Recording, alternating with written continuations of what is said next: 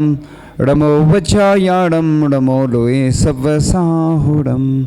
चलते फिरते तीर्थ हैं हरते सब संताप, हम तो बस इतना जानते आप सरीखे आप, हम तो बस इतना जानते आप सरीखे आप। कुंडलपुर के बड़े बाबा की, मूल श्री पार्श्वनाथ भगवान की, परम पूज्य आचार्य भगवान गुरुदेव शिक्षण विद्यासागर जी महामुनि राज की, परम पूज्य मुनि शिक्षण विमल सागर जी, अनंत सागर जी, धर्म सागर जी आदि समस्त 3,9 करोड़ मुनि राजों की।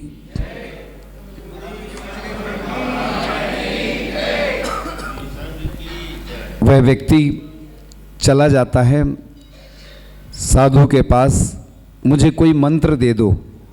साधु कहते हैं अभी नहीं है हमारे पास। दूसरे दिन फिर पहुंच जाता है, कोई मंत्र दे दो। साधु कहते अभी नहीं है हमारे पास। और तीसरे दिन सोचता है वह व्यक्ति कि ये साधु मना कर रहे हैं बार बार, तो कुछ ना कुछ तो उनके पास होगा, वो हमें दे नहीं रहे, हमारा इतना पुण्य प्रबल नहीं है। तो फिर साधु भी सोचते कि अब वो आएगा तो मैं मंत्र दे दूंगा। वो व्यक्ति भी सोचता है कि मैं बार बार जा रहा हूँ, ये मना कर रहे हैं, मैं अपनी कोशिश जारी रखूँगा। आचार्य श्री के पास कई लोग जाते हैं ना पंचकल्याण के लिए, ब्रह्मचर्य व्रत लेने के लिए, और भी चतुर्मास के लिए जाते हैं निवेदन करने, तो थकते नहीं हैं। 21गढ़ वाले हैं, वो करीब 1,000 बार तो जा चुके होंगे, फिर भी पंचकल्याण के लिए आशीर्वाद नहीं मिला आचार्य श्री का। ऐसे कई लोग हैं जो जाते रहते हैं लेकिन नहीं मिलता है। पुण्यशाली लोगों को ही ऐसे अवसर का लाभ मिल पाता है। आचार्य श्री प्रत्येक व्यक्ति को उपलब्ध नहीं हो पाते हैं।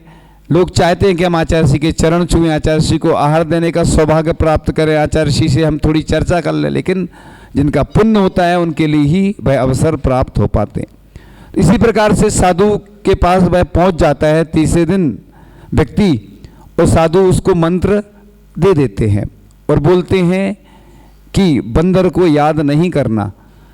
अब वो व्यक्ति नहीं समझ पाता कि बंदर से मतलब क्या है, पर मंत्र सिद्ध करने बैठ जाता है जैसे ही, और जैसे ही सिद्ध करने बैठता है उसको बंदर याद आ जाता, तो उसको मन उसका लगता नहीं। सर्वर सिद्धि में आचार्य पूज्यपाद स्वामी ने लिखा है कि मन की जो गति वो नीचे की ओर होती है, मन बड़ा चंचल है। अधिकांश लोग आते हैं और बोलते हैं कि जब माला फेरते हैं तभी हमें बहुत सारी चीज़ें याद आती हैं, वैसे नहीं आती, क्योंकि उस समय मन फ्री रहता है। आपने देखा स्वप्न आते हैं अपन को, रात में क्यों आते, स्वप्न दिन में क्यों नहीं आते, सोते ही समय आते हैं, क्योंकि अपना मन जो है ना वो विराम नहीं लेता है। शरीर तो विराम ले लेता है, मन चलता रहता है, तो स्वप्न देखता रहता है वह। कई लोग बोलते हैं ना हम स्वप्न देखते हैं, हमारा सपना साकार हो, तो सपना तो सब लोग देखते हैं, लेकिन जो साधु संत होते हैं, जो आचार्य भगवंत होते हैं, वो क्या देखते हैं। आचार्य श्री की हमेशा एक ही भावना रहती है। कई वर्षों आचार्य श्री के साथ रहने का सौभाग्य प्राप्त हुआ, तो आचार्य श्री की बस एक ही भावना होती, प्रत्येक जीव का कल्याण हो। संत तो बहुत देखे हमने, अरहंत भी बहुत सुने हैं, लेकिन आचार्य श्री जैसे भगवंत तो देखने को बहुत कम ही मिले हैं। यहाँ पर अरहंत का जिनालय बनना है ना, संत बनते, कई संत निवास भी बनते, कई जगह अरहंत निवास भी बनते हैं। इसको बोलते हैं जिन ग्रह, है ना। हम हमेशा बोला करते हैं, लोग एक भजन गाते थे ना लोग, छोटा सा मंदिर बनाएंगे वीर गुण गाएंगे। तो हमने सोचा कि लोग कंजूसी क्यों करते हैं, मंदिर बना रहे हैं तो भजन में बना रहे हैं, भावना से बना रहे हैं, तो बड़ा बनाओ ना, छोटा क्यों बनाओ, कंजूसी उसमें भी कर रहे लोग। तो फिर हमने कहा बड़ा सुंदर सा मंदिर बनाएंगे प्रभु गुण गाएंगे। तो मंदिर की योजना यहाँ पर बनी थी, ऐसा सुनने में आया। देखो बड़े पुण्यशाली लोग होते हैं जिनको ऐसे अवसर प्राप्त होते हैं। नहीं तो आचार्य श्री कई बार हमने देखा, कई स्थानों से लोग आए लेकिन उनको सौभाग्य प्राप्त नहीं हुआ। अब अपन को पार्श्वनाथ भगवान का जिनालय बनाना है, सबको माला फेरना है, विशुद्धि बढ़ाना है। कई बार क्या होता है ना, ऐसा कई बार अवसर आए, मंत्र की बात चल रही है चूँकि, तो इसलिए बता रहे हैं कि कई लोगों के आचार्य श्री क्या कोई मुनिराज के आहार का सौभाग्य नहीं मिल रहा था कई नगरों में, तो उनसे कहा भैया विशुद्धि बढ़ाओ, माला फेरो, आचार्य जी के पास जो भी जाता ना, कई बार आचार्य जी क्या बोलते हैं, माला फेरो पुण्य बढ़ाओ। लोग समझ नहीं पाते, आचार्य जी तो सूत्र में बोलते हैं, अब सूत्र की टीका थोड़ी हो पाती, तो लोग नहीं समझ पाते। तो फिर जब माला फेरी उन्होंने तो कई 2-4 दिन में आचार्य जी के आहार का सौभाग्य मिल गया। कहने लगे जी तो चमत्कार हो गया। तो रमोकार मंत्र चमत्कारी मंत्र है, इसलिए लोगों ने जब भी माला फेरी उसका प्रभाव पड़ा। 2 अवसर ऐसे आए जब नेमावर में पंच कल्याणक होना था और स्थिति विपरीत चल रही थी कोरोना की, तो आचार्य जी ने सबको मंत्र दिया था ये इसकी माला फेरना, जिससे अनुष्ठान सानंद संपन्न हो और निर्विघ्न संपन्न हुआ था। पूरे देश में स्थितियां विपरीत थी। फिर दूसरा पंच कल्याणक आपने देखा पिछले वर्ष कुंडलपुर में होना था। सभी लोग कह रहे थे कि कैसे होगा, क्या होगा महाराज जी, हो ही नहीं पाएगा। लेकिन आचार्य भगवान ने जो सोचा है कि नहीं हमें तो इसी महीने में करना है, तो बस शासन प्रशासन पहले सहयोग नहीं करने को तैयार था। लेकिन जब आचार्य जी की जिद देखी, एक सूत्र है ना कि जिद करो दुनिया बदलो, जिद करके दुनिया बदल सकते अपन अगर सोच लें, ठान लें। मंजिल पर ही रुकना हमको, हो कितनी भी दूर, लंबी राह नहीं कर सकती हमें कभी मजबूर। और जो होता है मजबूत उसे नहीं कपाता कभी यमदूत। जो मजबूत होता है अंदर से, आचार्य जी इतने, आचार्य जी का शरीर साथ नहीं दे रहा था, लेकिन आचार्य भगवान ने देखा, सोचा कि हमें पार्श्वनाथ भगवान को मुक्त कराना है ना, आपको सब मालूम है बाकी तो बस आचार्य भगवान ने बिहार किया। तो चलते गए लगभग 600 किलोमीटर चले, मतलब दुनिया का ये वर्ल्ड रिकॉर्ड है। आज तक कोई ऐसी स्थिति नहीं बनी होगी। कई हमने संत देखे सुने हैं और भी बहुत सारे प्रकरण सुने, लेकिन आचार्य श्री की जो अलग से जो सोच लेते हैं वो, और चले गए और पहुंच गए। और अब इधर फिर एमपी में प्रवेश होने वाला है, मतलब छत्तीसगढ़ में तो हो गया, अब छत्तीसगढ़ से एमपी में, मध्य प्रदेश में आना है उनको। तो आचार्य जी देखो कितने बिहार करते हुए वापस आ गए, पहले पहुंच भी गए, जबकि शरीर में बिल्कुल शक्ति नहीं थी। तो शरीर में शक्ति तो होती है, अभिव्यक्ति नहीं कर पाते हैं। इस शरीर में ऐसा बोलते आत्मा में अनंत शक्ति है। आपने देखा होगा, सुना होगा कि दुबला पतला व्यक्ति भी ट्रक खींच लेता है, सुना होगा आपने कई बार। तो शक्ति अंदर से उसको उद्घाटित करने की आवश्यकता होती, आत्मा में अनंत शक्ति है।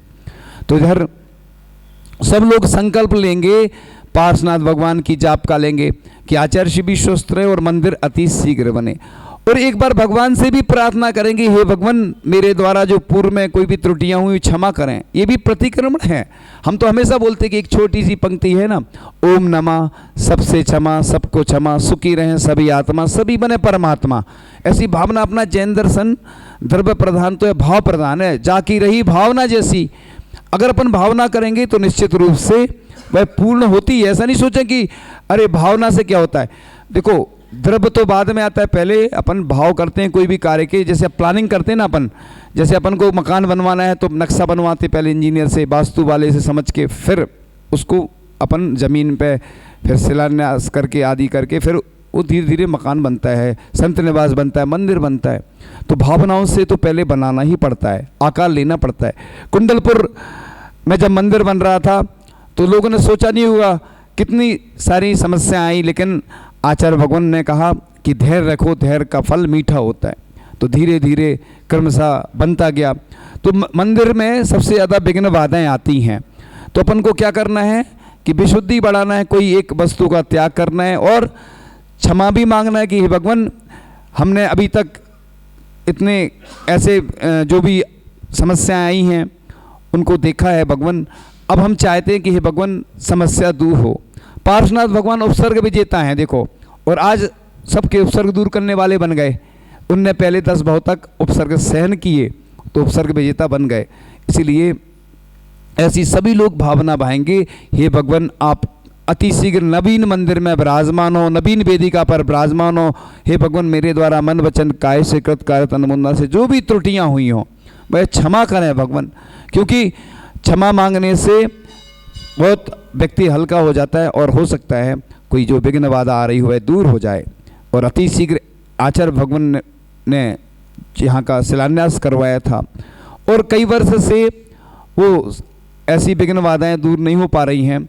और अति शीघ्र आप लोग सब माला फेरेंगे निश्चित रूप से। जैसे 4 माला अगर प्रतिदिन फेरेंगे पार्श्वनाथ भगवान की तो 1158 माला होती है एक साल में, 1.25 लाख जाप कहलाती, जप कहलाती 1.25 लाख, और माला कितनी होती है 1158, और 4 अगर प्रतिदिन फेरते हैं, नमोकार मंत्र की अलग फेरते हैं लोग, तो वही सिस्टम वही है गिनती का। बाकी इसी प्रकार से अपन पार्श्वनाथ भगवान की जाप अगर देते हैं, विशुद्धि बढ़ेगी, निश्चित रूप से यह कार्य प्रारंभ होगा। क्योंकि विघ्न बाधाएँ जितनी आनी थी वो आ चुकी हैं, लेकिन सब लोग अगर कमर कस लेंगे तो निश्चित रूप से यह कार्य होगा। तो बात चल रही थी कि मंत्र की चल रही थी कहानी कि मंत्र जो होता है ना, ये बहुत पावरफुल होते हैं, बड़े ऊर्जामयी होते हैं।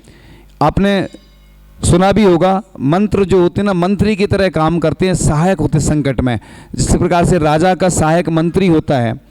इसीलिए कभी भी मोबाइल में रिंगटोन में कोई भी मंत्र आदि नहीं डालना चाहिए। क्या होता है कि लोग क्या करते हैं, मोबाइल में मंत्र डाल देते, अपन बीच में काटते, अशुद्धि के स्थानों में उपयोग करते हैं, खा रहे पी रहे, और भी जितने भी आप बुरे कार्य करते हैं, इसी प्रकार से कई बार हाथ में लिखवा लेते हैं लोग ओम, कहीं और भी ताबीज आदि पहनते हैं। तो अपन को ये पहनने से कुछ नहीं होने वाला। आपको जब भी समस्या जाए आप तो मंत्र पढ़ो बस, तो सब काम हो जाते हैं मंत्र के द्वारा।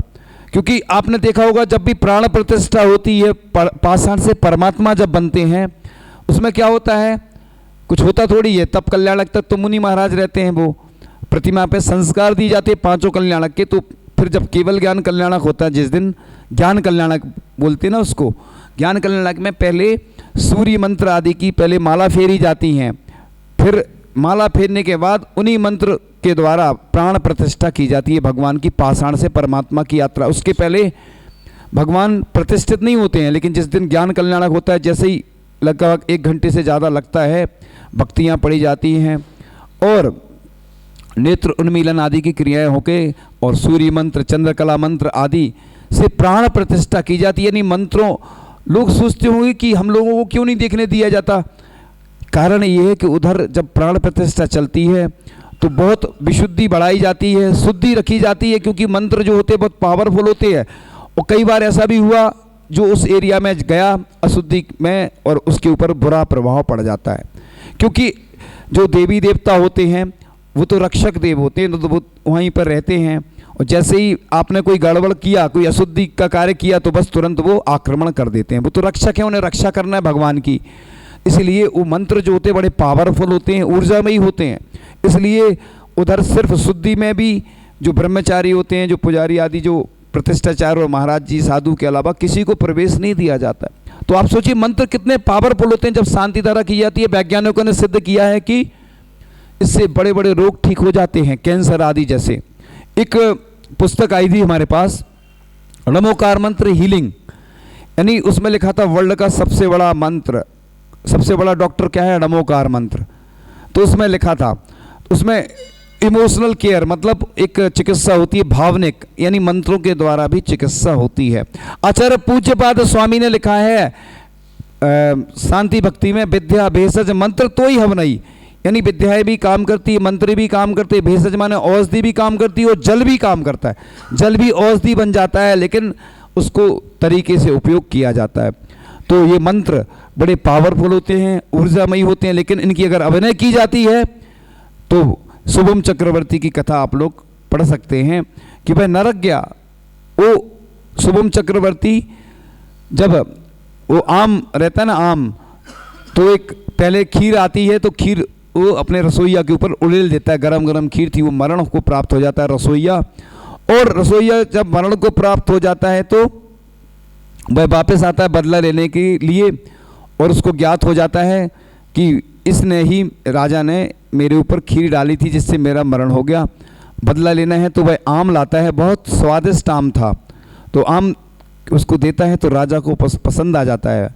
कि कहाँ मिलेगा, वो बोलता है एक टापू है समुद्र के बीच में, वहाँ मिलेगा। वो पहुँच जाता है उसके साथ में, और वो अब वो बदला लेना है, तो बोलता है कि अगर तुम इस जल में नमोकार मंत्र लिखकर पैर रख दोगे तो ही तुम बच सकते हो, नहीं तो नहीं बच सकते। अब उसने सोचा कि देखो मरना तो वैसे ही है, ये अब हमें छोड़ने वाला तो है ही नहीं। वो पहले घटना भी बता देता है कि तुमने ऐसा ऐसा मेरे साथ किया था। अब वो नमोकार मंत्र पे पैर रखता है, जल पे लिखकर नमोकार मंत्र, और पैर रखता है और डूब जाता है और मरण को प्राप्त हो जाता है। तो नरक गया वो शुभम चक्रवर्ती की कथा आप लोग सुन सकते हैं कि इसी प्रकार से मोबाइल में रिंगटोन में कभी भी ड़मोकार मंत्र आया, कोई भी मंत्र नहीं डालना, बीच में काट देते हैं, अभिनय होती है। क्योंकि 3 विधि लिखी है इसकी, एक लिखी है पूर्वानुपूर्वी, एक पश्चातानुपूर्वी, एक यत्र तत्रानुपूर्वी। 3 विधि से अपन मंत्र ड़मोकार मंत्र का जाप कर सकते हैं, लेकिन अन्य मंत्र उल्टा सीधा नहीं पढ़ सकते। ड़मोकार मंत्र पीछे से भी पढ़ सकते हैं, आगे तक, आगे से पीछे तक पढ़ सकते, बीच में कहीं से भी पढ़ सकते। स्वयंभू स्त्रोत भी पढ़ते हैं, भक्तांबर स्त्रोत भी पीछे से पढ़ते हैं कई बार। इसलिए सामान्य लोगों के लिए ऐसा नहीं रहता, जिनका अभ्यास रहता है उनके लिए मन लगाने के लिए, चूँकि 3 विधि लिखी हुई हैं, तो जाप भी ऐसे ही कर सकते हैं। तो ये बड़े मंत्र पावरफुल होते हैं।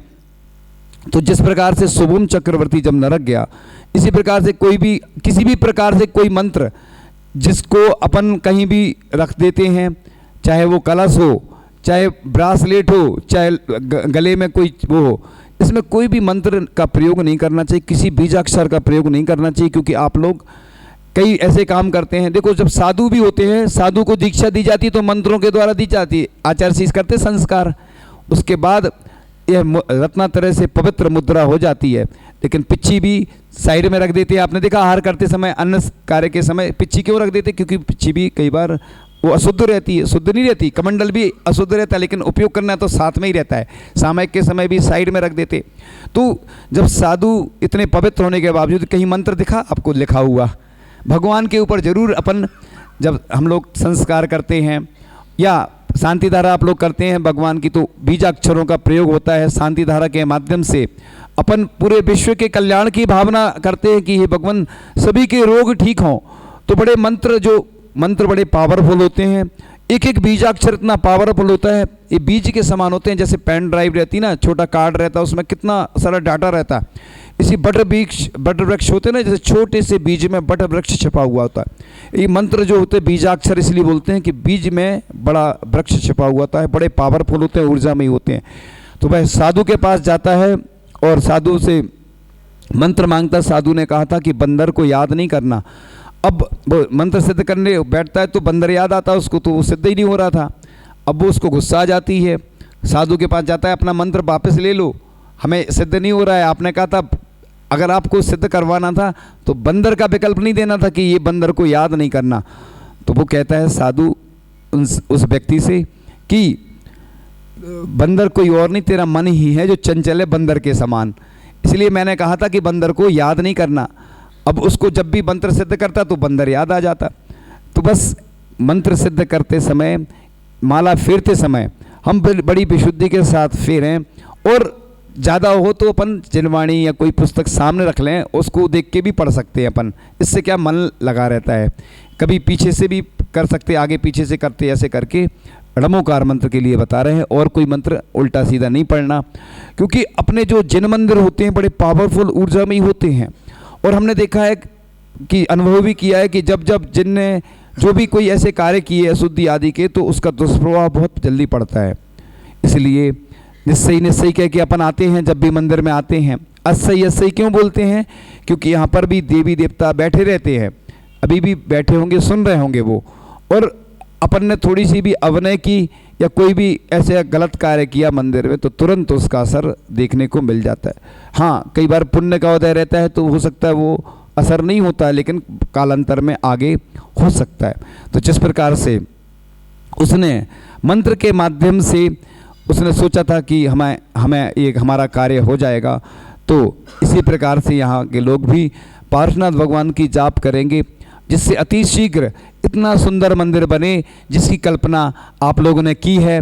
और आचार्य भगवान के आशीर्वाद से उस सानिध्य में जो कार्य हुआ है वह पूर्ण हो, क्योंकि बड़े कार्य के लिए बड़ा काम करना पड़ता है। जिस प्रकार से कुंडलपुर में जब आचार्य ने बड़े बाबा की जाप के लिए कहा था, पूरे देश में क्या पूरे विश्व में जब लोगों ने जाप करी, उसका प्रभाव ये हुआ कि इतना बड़ा महोत्सव निर्विघ्न संपन्न हुआ। ये अतिशय नहीं है तो और क्या है, यही तो अतिशय और चमत्कार होते। लोग कहते कि आज चमत्कार नहीं होते। चमत्कार क्यों नहीं होते? क्योंकि आज शुद्धि और विशुद्धि नहीं रहती है। गर्भगृह में जो शुद्धि रखी जाती है, कई जगह देखा है कि नियम लिखा रहता है कि सिर्फ पुरुष वर्ग ही धोती में ही प्रवेश करेंगे, शुद्ध धोती में। क्यों? एक कारण रहते हैं। पहले के जो गर्भगृह होते थे इसलिए ऐसे बनाए जाते थे। गर्भ का मतलब ही होता है कि ढका हुआ यानी गर्भगृह मतलब होता है कि उसके अंदर कोई प्रवेश नहीं करे सामान्य लोग, उससे ही विशुद्धि बढ़ती है। आज मंदिर तो बहुत बहुत अच्छे बनते हैं, लोग भी बड़े अच्छे से आते हैं, लेकिन उतनी विशुद्धि नहीं रहती है, इसलिए विशुद्धि बढ़ती है, शुद्धि रहती है, तो अपने आप वह कार्य होते चले जाते हैं।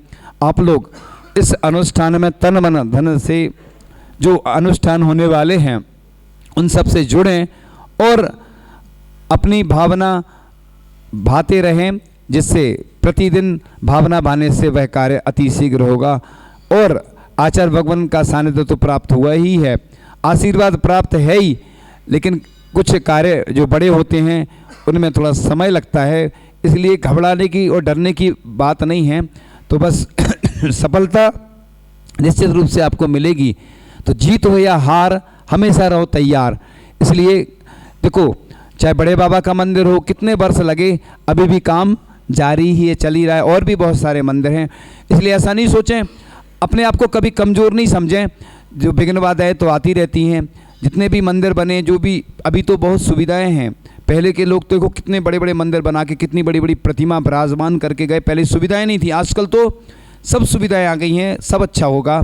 इसलिए इन्हीं भावनाओं के साथ कि आपका जीवन अच्छा बने, आपका कल्याण हो, और मंत्र आपके जीवन में णमोकार मंत्र के माध्यम से आपका जीवन कल्याणकारी हो और आपका जीवन अच्छा बनेगा। आप स्वस्थ रहें, हमेशा आप सुखी रहें, और सभी जीव हमेशा देव सास गुरु और पंच परमेष्ठी की भक्ति में हमेशा तल्लीन रहें, जिससे आपका जीवन अच्छा बनेगा, आपका कल्याण होगा। इन्हीं भावनाओं के साथ परम पूजाचार्य भगवान गुरुदेव शिक्षण विद्यासागर जी महामुनि राज की एगा हमारा वस भारती कहो।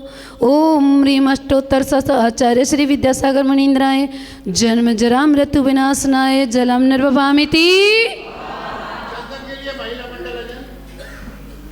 क्रोध अनल में जल जल कर अपना सर्वस्व लुटाया, निज शांत स्वरूप न जान सका जीवन भर इसे भुलाया है। 2 लाइनें आप लोग गाइएगा पीछे की।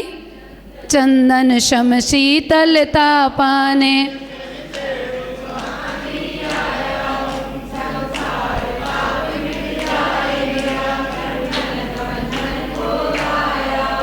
ओम ह्रीम अष्टोत्तर सत आचार्य श्री विद्यासागर मुनीन्द्राय भवता विनाशनाय चंदनम निर्वभामिति। जड़ को ना मैंने जड़ समझा, नहीं अक्षय निधि को पहचाना, अपने तो केवल सपने थे भ्रम और जगत का भटकाना।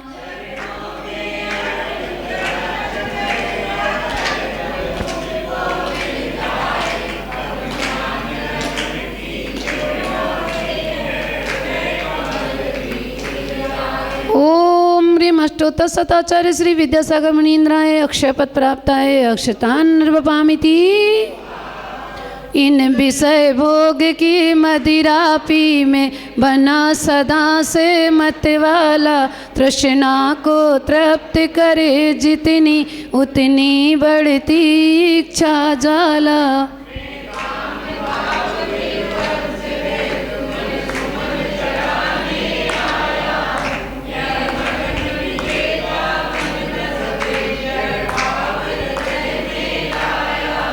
ओम ह्रीम अष्टोत्तर सताचार्य श्री विद्यासागर मुनीन्द्राय काम बड़ विध्वंसनाय पुष्पम निर्वपामिति। इस क्षुधा रोग की व्यथा कथा भव भव में कहता आया हूँ, अति भक्ष्य अभक्ष्य बिके फिर भी मन तृप्ति नहीं कर पाया हूँ।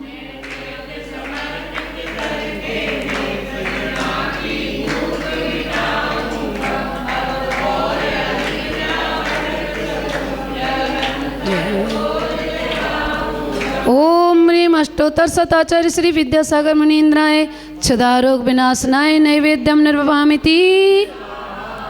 मोहंधकार से व्याकुल हो निज को नहीं मैंने पहचाना, मैं राग देश में लिप्त रहा, इस हाथ रहा बस पछताना।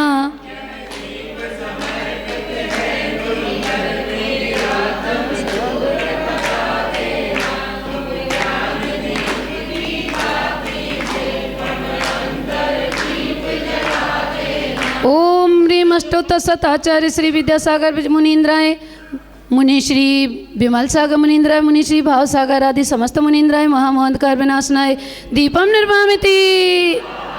इन्हें अशुभ कर्म ने घेरा है, मैंने अब तक यह माना था, बस पाप कर्म तज पुण्य कर्म को चाहे राय अपनाना था।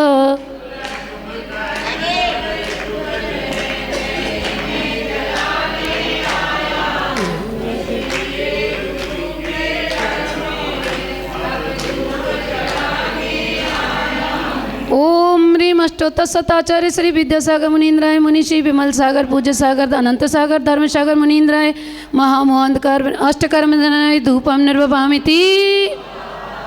जय हो गुरु विद्यासागर, संत से रोमणि सागर, हम सब तारे गुरुवर, आरती रे बाबा नैना संभार तारी आरती। भोगों को इतना भोगा कि खुद कोई भोग बना डाला, साध्य और साधक का अंतर मैंने आज मिटा डाला।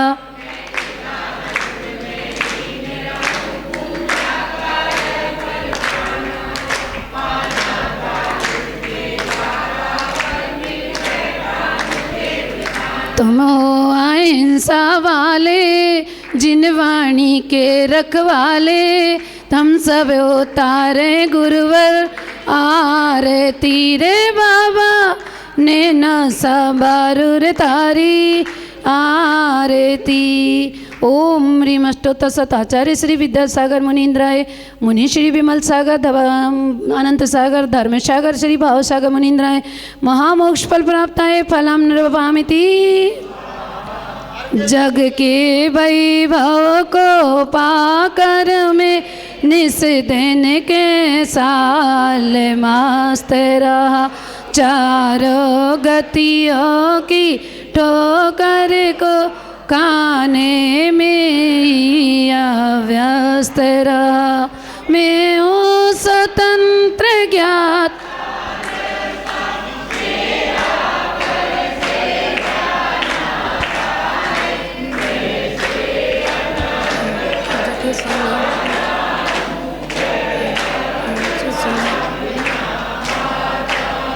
ओम ह्रीम आचार्य श्री अष्टोत्तर आचार्य श्री विद्यासागर मुनीन्द्राय, मुनि श्री विमल सागर अनंत सागर धर्म सागर भाव सागर मुनीन्द्राय, अनर्घ पद प्राप्त है अर्घ्यम निर्वभामिति। हे गुरुवर तेरे गुण गाने अर्पिते जीवन के क्षण क्षण, अर्चन के सुमन समर्पित, हर साये जगती के कण कण, कर नाटक के। सभी लोग गाएंगे, अपने अपने मोबाइलों में निकाल लो, सभी लोग गाएंगे।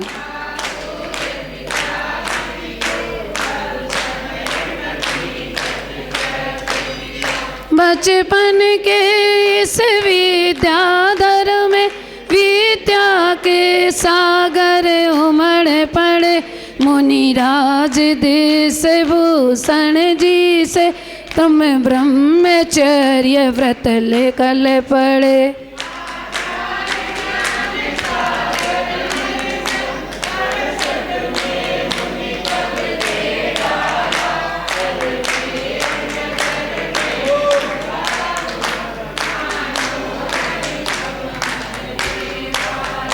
परिवार आपका सबका सब, जिन पथ पर चलने वाला है, वह वेद ज्ञान की चैनी से गिरी कर्म काटने वाला है।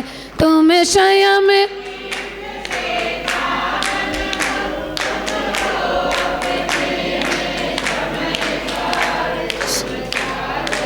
पकड़ो।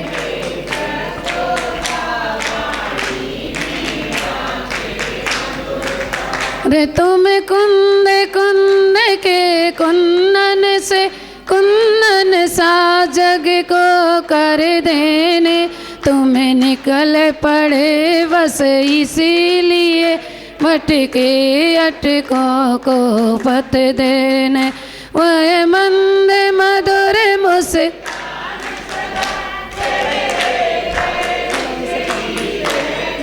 थोड़ा मुझे दिखना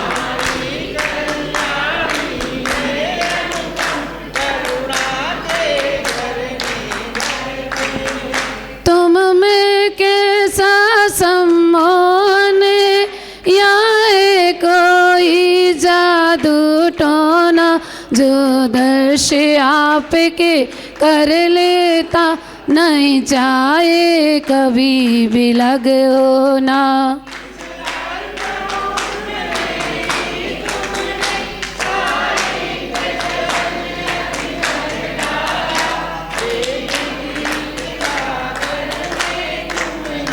मानो सागर भर डाला है शब्द नहीं गुण गाने को गाना भी मेरा अनजाना सर ताल चंद में क्या जानू केवल भक्ति में रम जाना बाबों की निर्मल